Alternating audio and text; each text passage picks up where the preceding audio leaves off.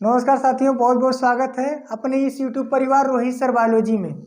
आज हम आप लोगों को जनन सहायक प्रौद्योगिकी के बारे में बताएंगे। यानी सहायक जनन प्रौद्योगिकी का मतलब क्या है।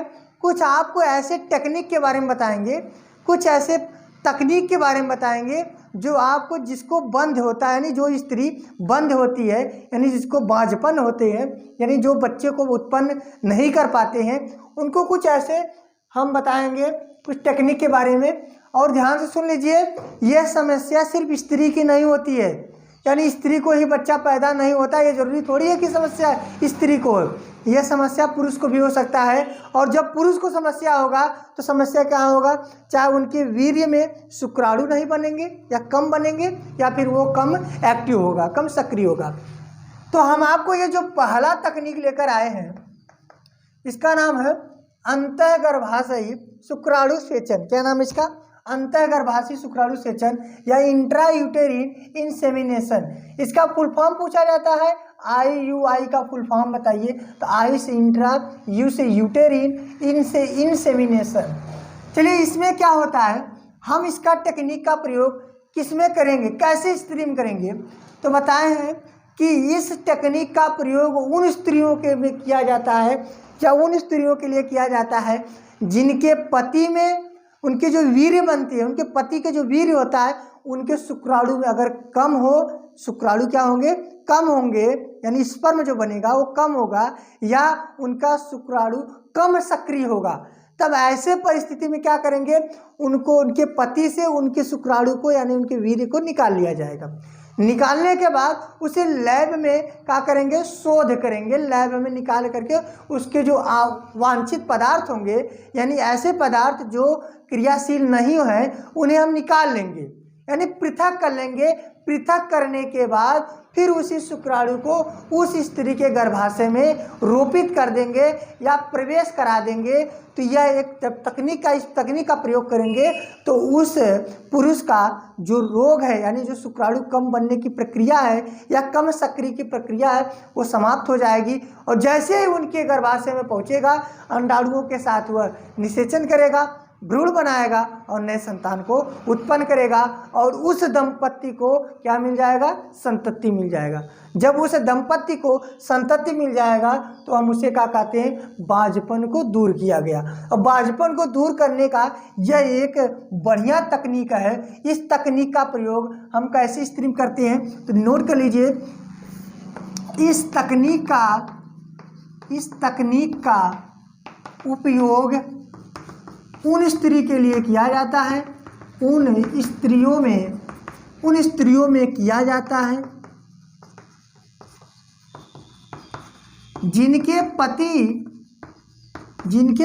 के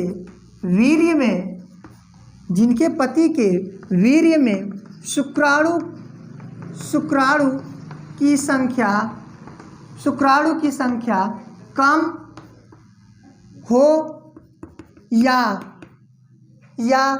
उनका शुक्राणु कम सक्रिय हो, या उनका शुक्राणु कम सक्रिय हो, तो उनके शुक्राणु को, उनके पति के शुक्राणु को निकाल कर लैब में हम उन वांछित पदार्थ या निष्क्रिय को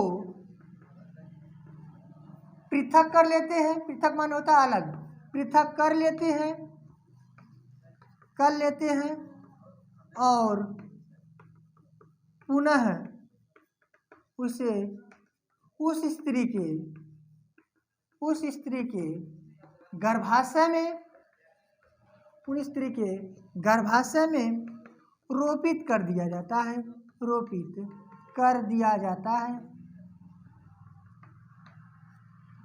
और जब रोपित कर देंगे तो उसके बाद वह शुक्राणु जाएगा अंडाणु के साथ संलयन करेगा और भ्रूण बनाएगा, नए संतति का निर्माण कर देगा।